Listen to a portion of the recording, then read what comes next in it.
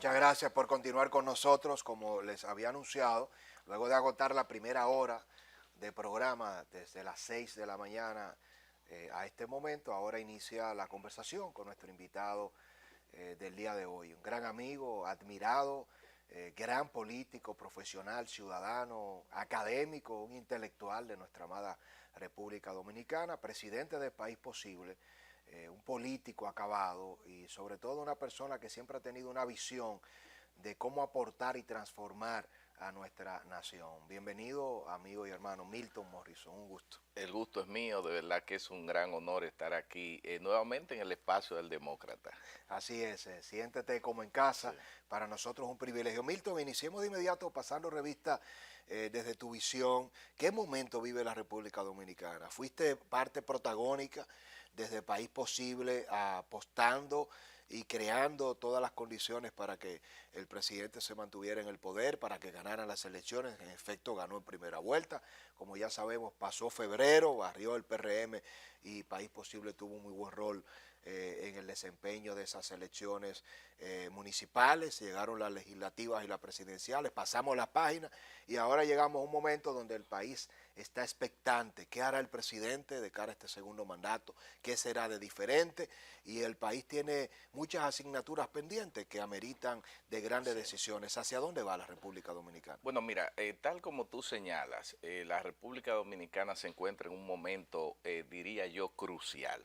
¿Por qué crucial? Porque acabamos de traspasar lo que fueron 4 años turbulentos en términos de una crisis del COVID, después temas vinculados con crisis bélicas y demás, que sometió a la República Dominicana a un proceso de contracción hasta económica y de limitaciones importantes que obviamente que el gobierno del presidente Abinader tuvo que navegar en esa agua turbulenta. Entonces, ¿pero por qué estamos en ese momento crucial? Porque es el momento de producir las reformas que necesita la República Dominicana para visualizar una República Dominicana que vaya y siga consolidándose hacia el desarrollo, pero un desarrollo no solo económico, sino un desarrollo humano. Es decir, que ahora, en este segundo cuatrenio del presidente Luis Abinader, tiene que tomar medidas fundamentales que nos puedan conducir hacia ese país que todos hemos aspirado y sobre todo ese país que espera de una u otra forma niveles de crecimiento, pero niveles de crecimiento que tengan un rostro humano. Es decir, que es un desafío que tiene el presidente y sobre todo la República Dominicana, que necesita la comprensión y sobre todo el concurso y participación de todos los sectores para poder avanzar hacia un gran diálogo nacional que nos lleve a esa República Dominicana donde todos seamos parte. Interesante. A propósito de las reformas, se ha debatido mucho, se empezó muy temprano. El Sí, presidente propició, dicho sea de paso, el tema del debate porque el día después de las elecciones, el 19 de mayo, habló muy temprano y delimitó las reformas. Se ha madurado, se ha discutido mucho, a pesar de que no se conoce. Hablemos de la reforma fiscal. sí, Ha sido siempre una gran preocupación desde la poblada. sí, Recordemos, de 1983, de Salvador Jorge Blanco, cuando se crea el ITEVIS y se toman las medidas restrictivas, el golpe de Estado a Bosch en el 63, con las medidas también económicas que tomó el profesor Bosch, siempre, políticamente hablando, Milton, las medidas fiscales, tributarias, son las que han generado mayores sí. crisis y convulsiones sociales. ¿Cuál debería ser el manejo desde el gobierno y desde las bases sociales? Y te quiero hacer la pregunta, Sí. creo que a muy pocas personas como a ti lo puedo poner en esta situación. Me explico. ¿Cuál debería ser la reforma ideal planteada desde el gobierno? Tú como un estadista, como una persona que eres parte del gobierno y que está cercano del presidente, ¿cuál debería ser ese diseño desde el gobierno? ¿Y qué debería hacer la sociedad para recibir lo mejor de la reforma y para poder también cuestionar lo que entienda que no es adecuado de la reforma Sí, social y claro, político? claro. Mira, interesante pregunta y enfoque introductorio que tú haces, Francisco. Mira, lo primero es que cuando se habla de reforma, reforma fiscal, nosotros tenemos que saber que en la República Dominicana en las últimas 2 décadas, en los últimos 25 años, se han producido de una u otra forma, entre reforma fiscal y reformas tributarias, 15 intervenciones que de una u otra forma ha tocado lo que es esa parte sensible que tú muy bien señalas del tema de los tributos y sobre todo cómo los gobiernos dominicanos han trabajado todo este tema del ingreso y sobre todo el gasto. Por eso yo quiero dividir en dos partes rápidas. Cuando se habla de reforma fiscal, hay que hablar y nos referimos fundamentalmente a ingresos y calidad de gasto. La reforma tributaria se refiere fundamentalmente a la parte de los tributos, a la parte que tiene que ver con esos elementos, que el ITEVI, ad valorem, elementos que tienen que ver, que cargan, digamos, la actividad económica para recibir ese elemento del ingreso. Por eso yo quiero verlo una concepción más amplia de ingreso y calidad de gasto. El gran reto que tiene el gobierno dominicano no solo es definir esa política de ingreso vinculada al código tributario, que tiene prácticamente en el año 92, fue que tuvimos el primer código tributario.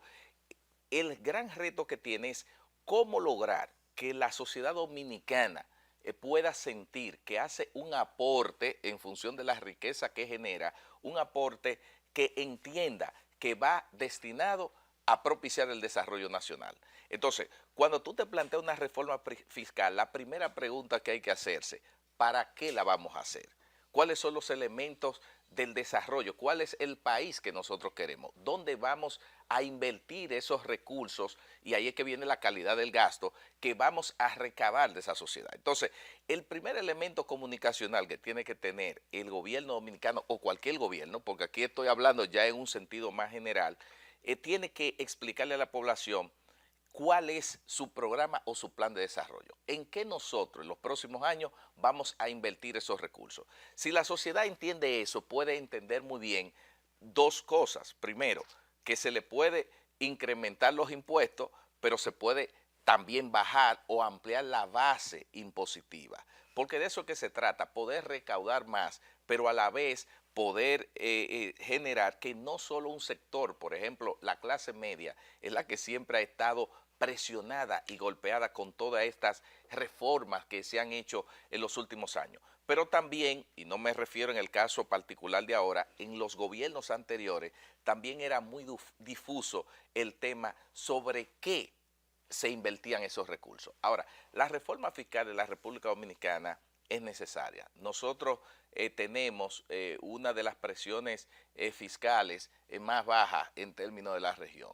La gente tiene que entender que el presupuesto nacional es un instrumento de desarrollo y el presupuesto nacional es el instrumento que se utiliza para poder financiar esas inversiones y gastos que tiene el Estado Dominicano. Porque a veces la gente, y le hablo ya más al ciudadano común, que no necesariamente tiene que dominar elementos económicos, financieros ni nada, tiene que entender que cuando le exige a un gobierno dominicano mayor calidad de la educación, cuando le exige mayor calidad en la salud, cuando le exige una cobertura mayor en seguridad social, cuando exige calidad de los servicios básicos, esos recursos vienen de los tributos que nosotros como ciudadanos hacemos. Ahora, ¿qué hay que hacer? Hay que sincerizar la sociedad, porque aquí hay personas que quieren y sectores que quieren una mejor calidad del gasto, pero son los primeros que están buscando cómo lograr exenciones y aumento de subsidios.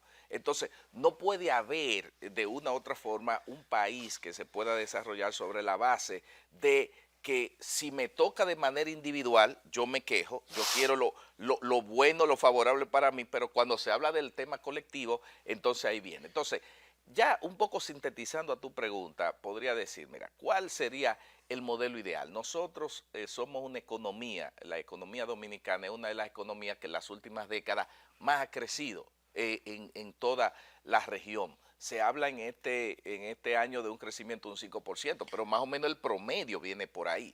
Pero la que más ha crecido con mayor desigualdad. Allí es que voy. Entonces es un problema, Milton, que sé que, y me gustaría que tú lo abordes, es decir, Claro. cómo explicarle a la gente que tenemos 50 años creciendo Sí. y que usted y yo, que somos los que venimos de abajo, mientras más de abajo venimos, menos sentimos el crecimiento. Es decir, Sí. los pobres y los jodidos se han Sí. mantenido igual o más jodidos en buen dominicano mientras más hemos crecido. Exacto. Y ahí viene, tú introduces un factor importante, ahí viene el tema de cuál es la visión del Estado. Yo siempre me enfoco en eso. ¿Queremos crecer en términos económicos o queremos crecer en una dimensión humana? Porque está el desarrollo económico y el desarrollo humano. El desarrollo humano es una concepción más acabada que incluye el desarrollo económico. Lo que ha pasado, y eso que tú te refieres, es que en la República Dominicana nos hemos enfocado durante décadas en producir una riqueza que no termina beneficiando a la mayoría. Muchos economistas y gobernantes han confiado en el famoso concepto económico del trickle down effect, que era el efecto goteo, que decía, vamos a crecer mucho, que al final todos nos vamos a beneficiar. Fracasaron. Realmente tú puedes crecer en una economía, pero necesitas políticas distributivas que puedan tocar los sectores y esos sectores de los quintiles económicos más bajos que le pueda llegar esa riqueza. Yo recuerdo, y qué bueno que tú lo tocas, en el año 2010 yo publiqué un libro que se llama La riqueza diluida, un crecimiento económico sin rostro humano, Wow. donde precisamente hablaba de eso. Yo estudiaba cómo la República Dominicana había tenido tal crecimiento económico y contrario a lo que se creía, que el crecimiento económico era un reductor de pobreza, no es así. Milton, pero haciendo un paréntesis, yo no Sí, sé si ustedes también están de acuerdo conmigo. sí. Y aquí en el estudio, los muchachos, es decir, ¿por qué limitarte tanto al tema eléctrico? Un tipo tan brillante como tú. Fíjate cómo tú estás abordando estos aspectos económicos, fiscales, financieros, sociales.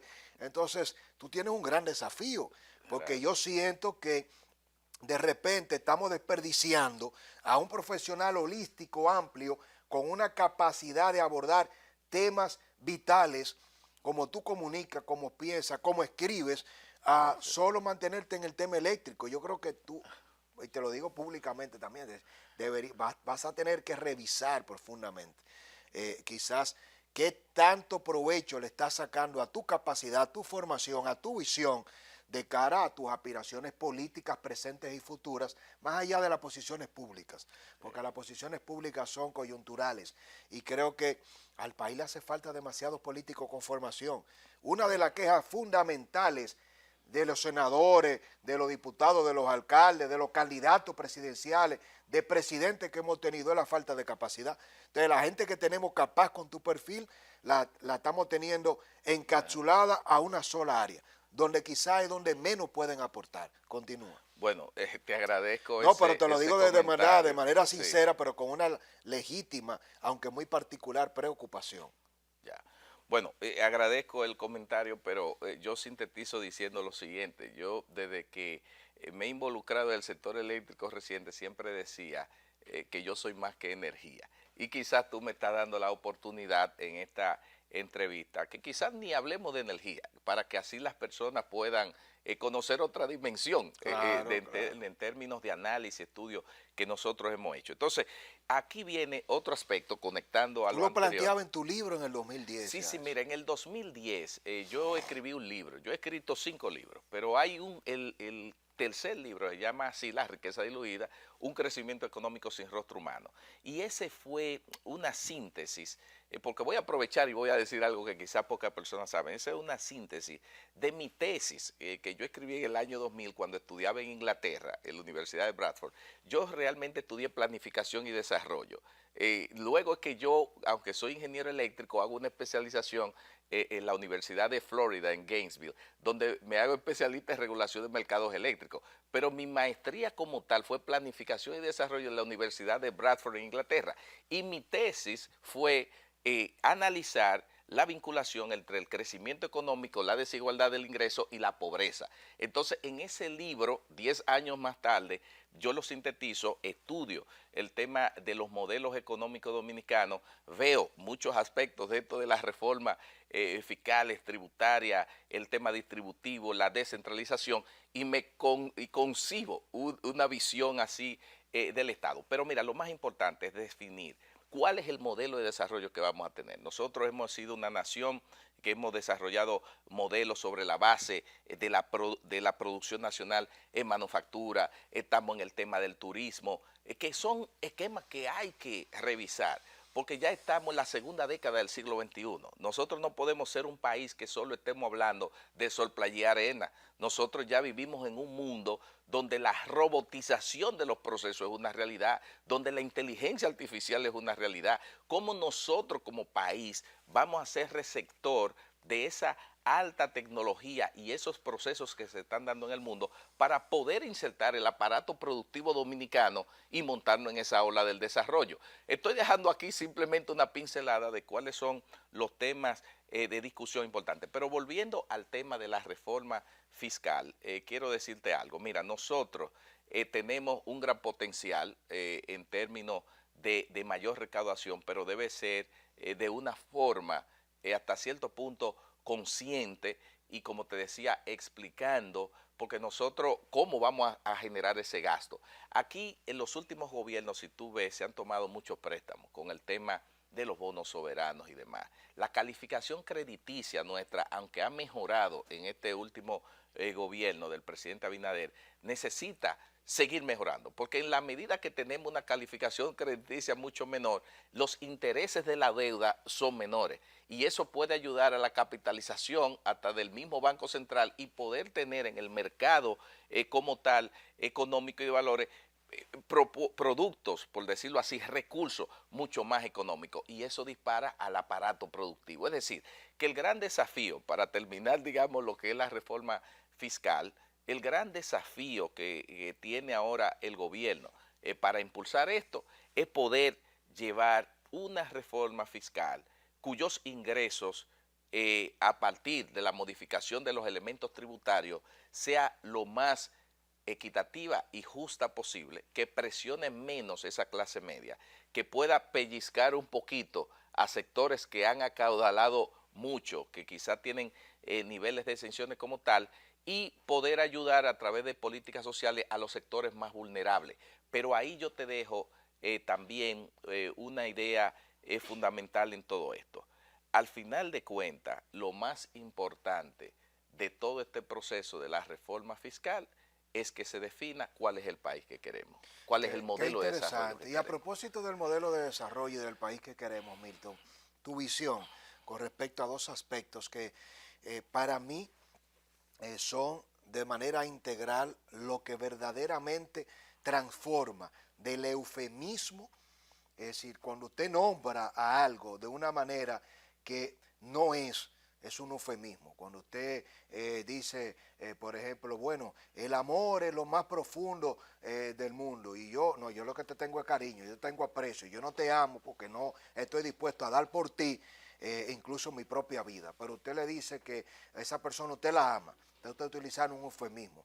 En materia de reforma fiscal y parchos tributarios, aquí hay una discusión eterna que nunca se ha profundizado y es, ¿qué vamos a hacer con las exenciones fiscales? Ya. ¿Qué vamos a hacer con Con los los subsidios? Claro.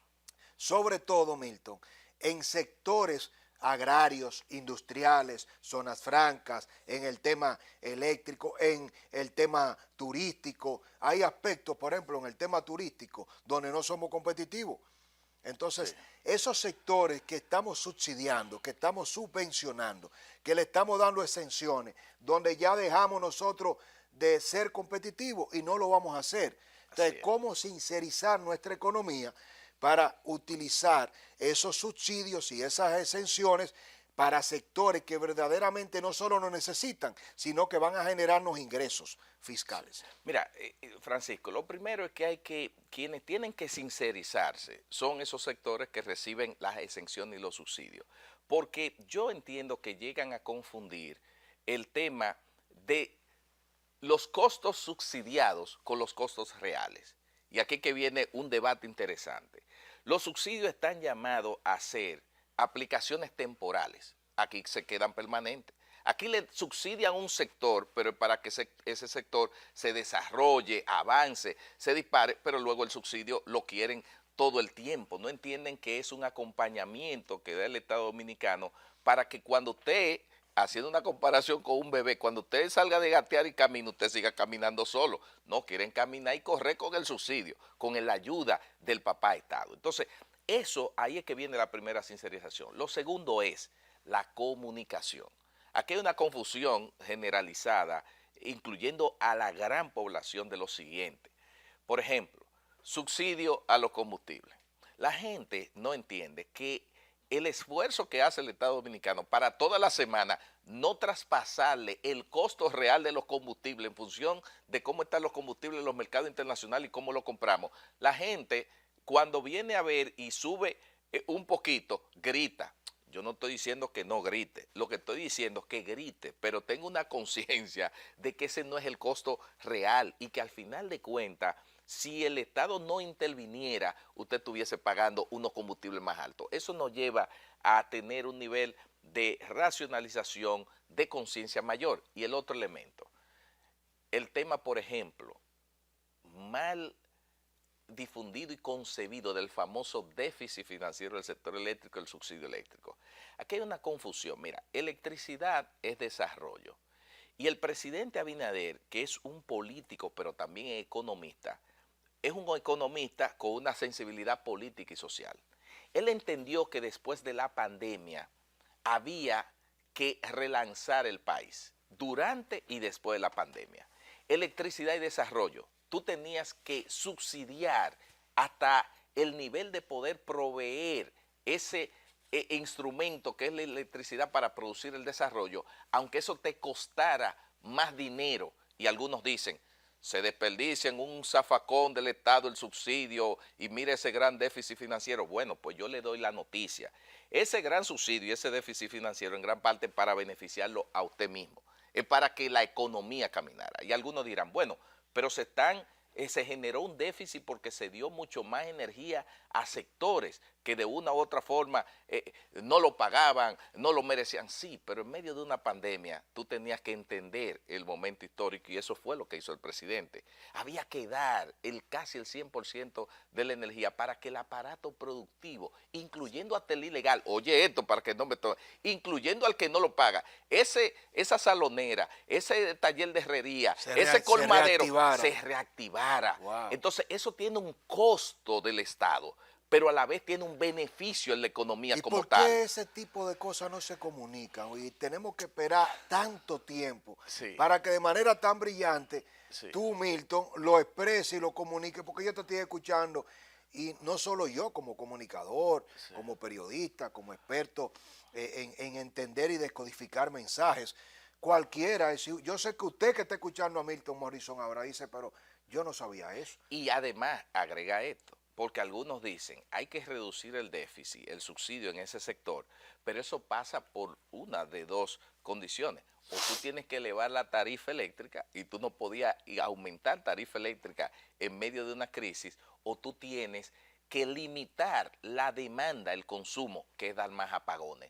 Eso es una bomba. Aumento de tarifas con aumento de apagones es una bomba social, política, que nadie la aguanta. Entonces, a los economistas puros yo le digo que conocen cuál es la razón del por qué ha aumentado el déficit financiero en el sector, tienen que incluir el tema ahí de la parte social, de la parte política. Que es lo más valioso. Que no le gusta mucho, pero la gobernabilidad tiene un precio. Entonces, cuando se habla de ese gran déficit, es porque quienes venden la energía te la venden a un precio que no te dan descuento. Ellos te la venden a como la compran en los mercados o como la producen en sus insumos básicos de los combustibles.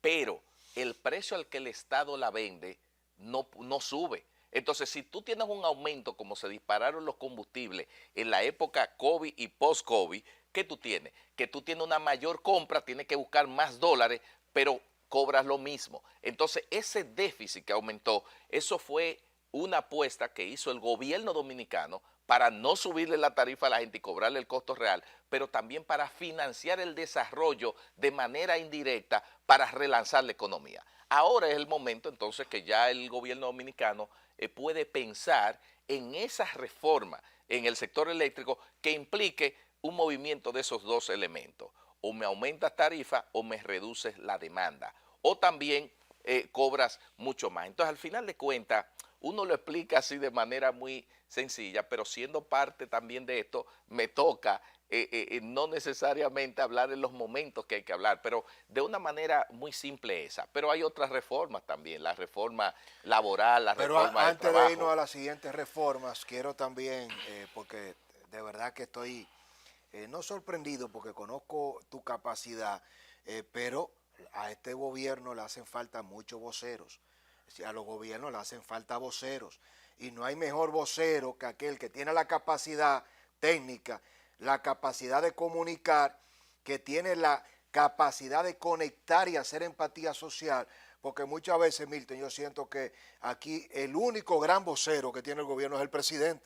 Entonces el presidente no puede desgastarse porque tiene que descansar, porque tiene que despachar, tiene que administrar un país, tiene que manejar la crisis, pero el presidente tiene que correr aquí del Palacio de la Policía a la frontera, de la frontera al tema económico, a la competitividad, a diseñar la reforma. Entonces, yo quiero que en breves minutos también, fuera de tu rol como funcionario público, ahora viene una renovación de un gobierno. Esto es una entrevista, no es con el director de EDESUR, no es con el funcionario ni aliado del gobierno, es con un hombre de Estado, de esos que nos hacen falta. La República Dominicana está céfala de liderazgo ahora mismo.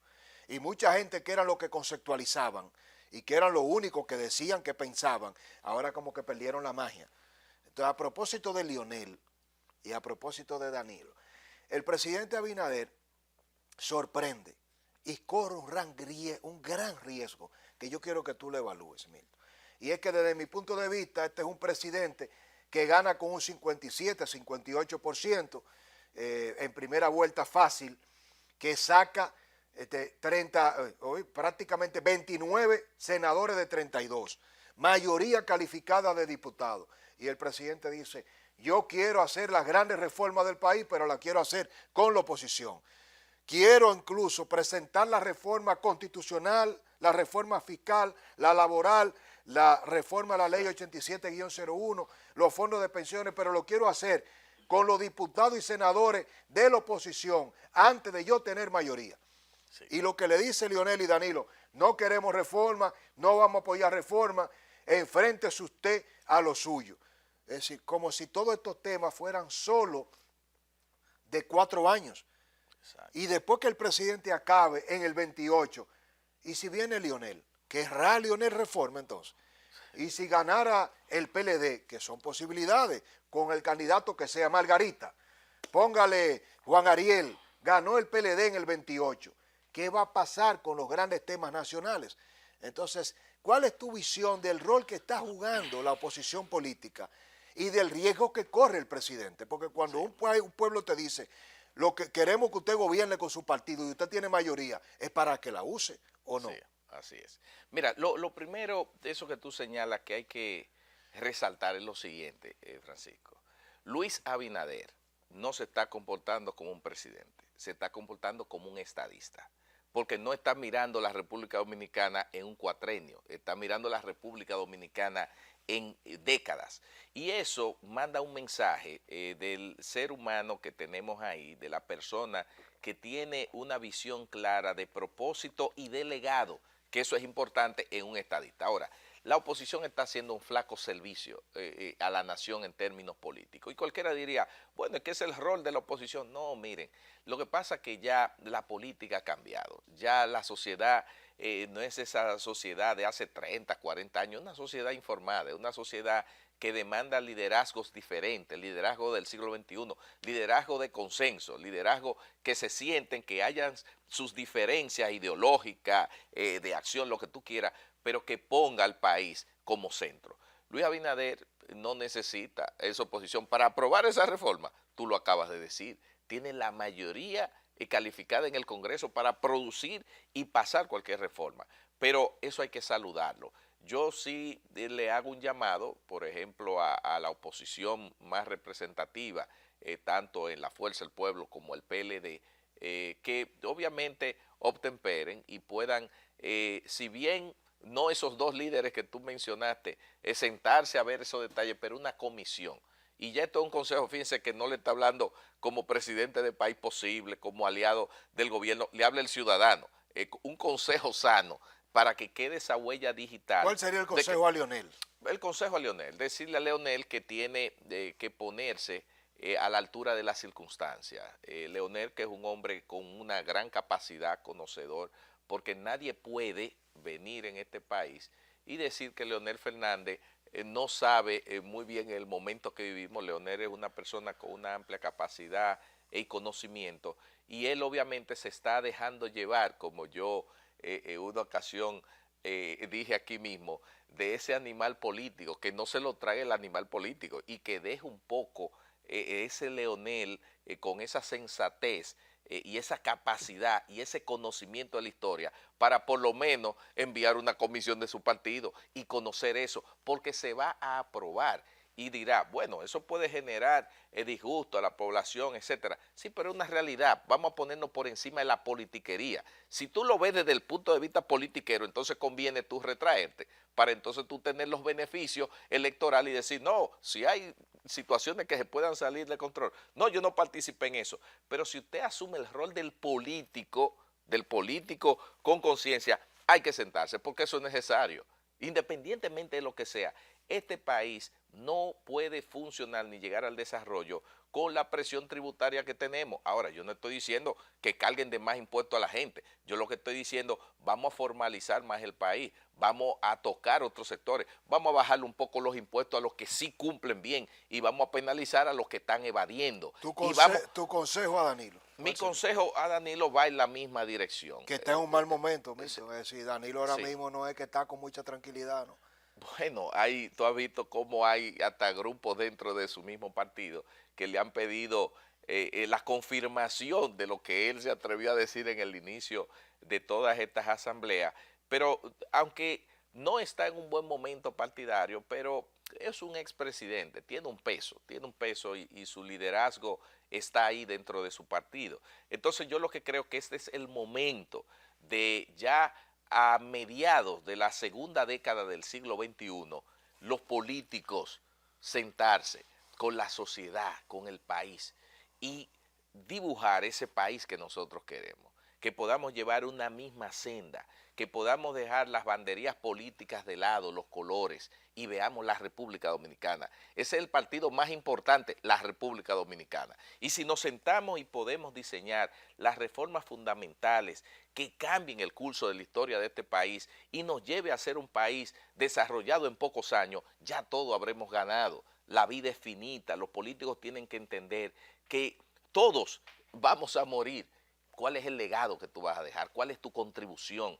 ¿Tiene que ser desde el presidente? No, hay gente aquí que si no es presidente se muere. No, yo siempre he pensado que hay que contribuir como ciudadano. El ser presidente es una consecuencia de un proceso histórico y condiciones que se dan. Excepcionales. Pero tú como ciudadano, como político, tienes que sentarte en la mesa y hacer tus contribuciones. Ahora, ya en la arena política electoral, ya tú buscas los matices de diferenciación contigo. Pero lo más importante es la República Dominicana, y eso uno lo ve el liderazgo a veces en Europa y hasta en lo mismo Estados Unidos. Yo recuerdo un momento en que John McCain, por ejemplo, que fue candidato republicano contra Barack Obama, veterano de guerra. Veterano de guerra. John McCain, en un momento, cuando Donald Trump precisamente era presidente, había que votar un tema de una ley y una reforma, y él votó a favor de lo que era en ese momento la posición demócrata, y a él lo criticaron. Y él dijo que el legado y sobre todo hacer lo correcto era más importante que una decisión política de momento. Qué palabras y qué buen ejemplo. Hablaremos de Trump también, tenemos tiempo hoy para que escuchemos a un Milton Morrison que muy poca gente conoce y que debemos valorar, no por Morrison, no por Milton, se habla de que la familia Morrison es una familia ilustrada, de grandes pensadores, pero así hay mucha gente en República Dominicana que usted la ve desperdiciada, y yo quiero insistir en esto porque a veces también nos cuesta mucho. Que tú te sientes ahí, a mí me ha costado también la invitación, el seguimiento, porque muchas veces se tiene el riesgo de que en los medios de comunicación, cuando tú invitas a un funcionario o invitas a un político, es sentarlo ahí para cuestionarlo, para hacerle la pregunta incómoda, para destruirlo, y uno dice, ¿y qué yo gano con eso? Es decir, si estuviéramos ahora hablando aquí de los mismos temas, que el apagón, que la luz, que de sur, yo te digo a ti al final, ¿qué le queda al país? Cuando alguien va a consumir ese contenido y yo me voy a sentar aquí a dedicar un tiempo tan valioso para mí, para todo nuestro equipo, ¿de qué nos sirve? Entonces también un ejercicio diferente que estamos haciendo en el Demócrata, de sentarnos con todos los actores, y yo me he llevado grandes sorpresas, como la de esta mañana, de escuchar a un Milton Morrison que piensa en torno a todos estos temas de una manera que nos hace falta escuchar. Y quiero preguntarte sobre la reforma constitucional. Vamos a casi ya a la 42ª y más, 37 reformas para 40 reformas constitucionales. Y no paramos, pero ahora el presidente Abinader ha dicho que él quiere hacer una reforma para que la Constitución no se reforme más, en lo que siempre ha motivado, desde la reforma 1 hasta la reforma 37, que es la reelección constitucional. Y ya me he enterado que el propio presidente está planteando que se ponga un transitorio en esta reforma que le impida a él presentarse en el 28, para que todo el que duda que si el presidente está diciendo que no va, pero que va a ir a un tercer mandato, que no pueda. Y como quiera ahora se está diciendo que no hay reforma y que no están de acuerdo con la reforma, y dice Leonel y dice Danilo y todos los actores políticos que no están de acuerdo con la reforma constitucional. A pesar de que se modificó la Constitución con Hipólito y fue para reelegirse, la modificó Leonel y fue para reelegirse, aunque la reforma del 2010 incluyó muchos grandes aspectos que hay que reconocerle a Leonel, la reformó Danilo y ahora la quiere reformar el presidente Abinader. ¿Qué sí y qué no de la reforma constitucional? Mira, la única diferencia de eso que tú dijiste entre esos presidentes o en esos gobiernos que se reformó la Constitución versus esta, es que en esta el presidente Abinader le está dando una legitimidad anulándose él primero, para así quitar el fantasma de que se va a hacer una reforma constitucional para él poder reelegirse. Yo creo que ya con ese elemento hay que sentarse a ver cuáles son las propuestas que tiene el presidente y el gobierno en torno a esa reforma constitucional. Entonces, si él, obviamente, logra eso, limitar a 2 periodos y que ninguna persona que sea presidente pueda modificar esa constitución para reelegirse, ya le está haciendo, digamos, un servicio a esta nación fundamental. Porque yo soy de los que creo, al igual que 8 años, obviamente un presidente que dura 8 años es porque la sociedad lo revalida en 4. Y si lo hizo bien, le permite seguir. Ese es el caso de él. Entonces, el otro aspecto que quizás ahí tú no mencionaste, que él ha señalado, es el tema de la independencia el tema de la justicia y sobre todo la parte del nombramiento del procurador o procuradora del Ministerio Público como tal, la independencia del Ministerio Público. Él, obviamente, en este primer cuatrenio, el presidente Abinader ha hecho un buen ejercicio y lo ha dicho múltiples veces y realmente se ha manejado así, él se ha manejado distante a las decisiones propias de ese Ministerio Público, pero él quiere, como dice, poner esos candados necesarios para que haya un ministerio independiente. Ya obviamente habrá que ver cuáles son las implicaciones y vuelvo y te tomo la palabra, aquí está hablando el ciudadano, presidente del partido, no el funcionario. Habría que ver las implicaciones que tiene eso, porque yo lo veo correcto, la independencia de los poderes del Estado, así está en la Constitución de la República, pero los niveles de institucionalidad en el país, los niveles de conciencia de los seres humanos, porque aquí las leyes están escritas, el problema de este país no son leyes, el problema es el cumplimiento de la ley. Entonces, quienes se elijan ahí, ¿qué tan independientes serían? ¿Qué tan justos? No sé si me sigue, sí, claro. Porque es verdad, somos independientes, yo no te nombro, tú actúas de manera independiente, pero tendrá ese nivel de conciencia que es el gran reto cómo hacer esa reforma constitucional para que quienes ocupen esas posiciones estén a la altura de las posiciones y que no sumerjan al país en una situación de ingobernabilidad donde las banderías políticas entonces de oposición se apoderen de esos espacios, porque tú sabes que al final habrá que buscar un mecanismo de quién lo elige, y ahorita lo elige las cámaras, ya sea del Senado, diputados, que están compuestos por políticos, no están compuestos por personas apolíticas, por decirlo así. Entonces, eso ahora tiene un matiz, pero dentro de 4 años puede cambiar. Y ahorita entonces quien elige a esos incumbentes en el Ministerio Público tienen un matiz político y se convierte entonces este país en una situación. Es decir, que yo también estoy expectante de ver cuáles son los planteamientos que va a proponer el gobierno del presidente en ese aspecto, que puedan tomar en cuenta eso, que la política pueda sacar un poco sus manos en esas decisiones, en personas, por ejemplo, tú ves en los Estados Unidos, la Suprema Corte de Justicia, las personas son, es verdad, independientes, toman decisiones, pero son personas que tienen a su país como el estandarte, el norte.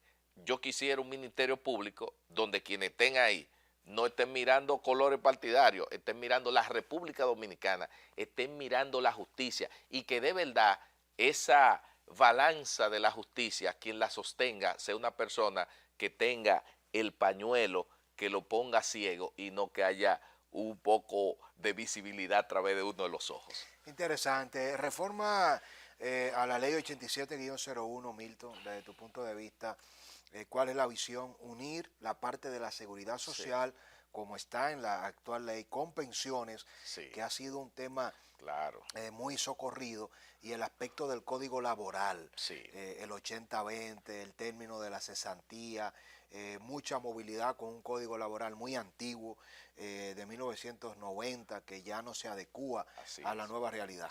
Mira, la realidad, tú tomas un aspecto, aquí lo importante, tanto en el código laboral y la parte de la seguridad social, hay algo a tomar en cuenta. Lo más importante es el consenso en el sector tripartito, es decir, gobierno, empleador y empleado. Es decir, poder sentarse y visualizar ese código laboral, por decirlo así, que esté consono con esta realidad. Francisco, un detalle. Tú sabías que el código de trabajo, el código laboral, es del año 92. Eso tiene 32 años. Cuando se hizo ese código, el internet no había llegado a este país. Para decirte un factor, el tema del teletrabajo. Aquí hay que, obviamente, introducir, regular eso, porque ya la sociedad cambió, o sea, el mundo cambió. Tú tienes que introducir en eso. Tú tienes que, a través de un código laboral, tú sabes que trabajar el tema de la productividad, y la productividad no está asociado en que la gente trabaje muchas horas, quizá que trabaje menos horas, pero que sean más eficientes ahora, y la productividad. El tema del código y la reforma en el código de trabajo tiene que mirar también el tema de las vacaciones. La gente no entiende en estos países que las vacaciones son parte del trabajo, en el sentido, si tú lo ves todo desde una visión de la productividad, por eso se habla de bajar de 44 horas a 40 o a menos horas, por eso se habla de flexibilizar en algunos aspectos, porque de lo que se trata es poder llevar a una sociedad dominicana a unas condiciones que el empleado como tal, el trabajador, pueda ser más productivo.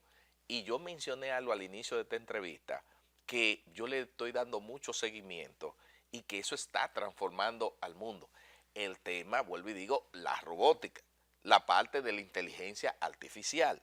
Ya hoy en día, Francisco, mira, hay muchos procesos y en muchas industrias en países desarrollados que se ha reducido bastante el tema de la mano de obra humana, porque ya las máquinas, los robots, el tema de las tomas de decisiones a través de la inteligencia artificial ha llevado a un nivel tal que cada vez menos se necesita personas. Entonces nosotros tenemos que ir, porque ya no podemos decir que la República Dominicana es ese país de hace 30, 40 años que las cosas llegaban antes. No, hoy en día el dominicano de a pie tiene el mismo acceso que un alemán, que un norteamericano en términos de acceso a la información. Ya vivimos en un mundo globalizado, entonces hay que adecuar de manera inmediata ese código. Y en respecto a la parte de la seguridad social, que también es una se necesitan reformas importantes, el tema de la ampliación de la atención primaria es un desafío, todavía no está, el tema de las pensiones, eso ha obligado al gobierno a otorgar al presidente Abinader casi 50.000 pensiones solidarias,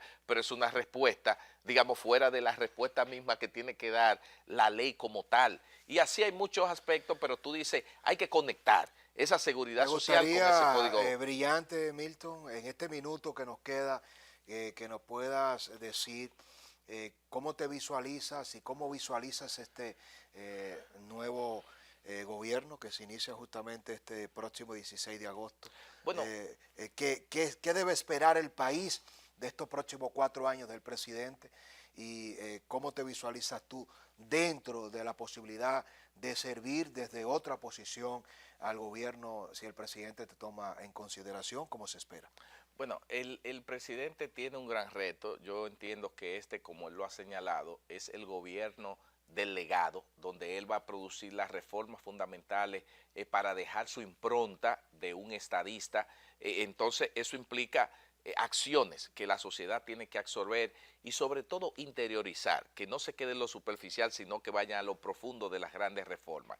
Así es que va. Ahora, en mi caso particular, yo soy un ciudadano, yo soy un servidor público, donde el presidente, Dios y las circunstancias me lleven, desde ahí voy a servir. Pero lo que sí debe quedar claro, que en mi caso particular, ni estoy en la política, ni estoy en el gobierno por un puesto. Yo soy un ciudadano que está dispuesto y seguiré siempre contribuyendo a mi país, a los mejores intereses, estando o no estando en el gobierno. Pero sí quiero, obviamente, seguir contribuyendo al lado de un estadista y un presidente como lo es Luis Abinader.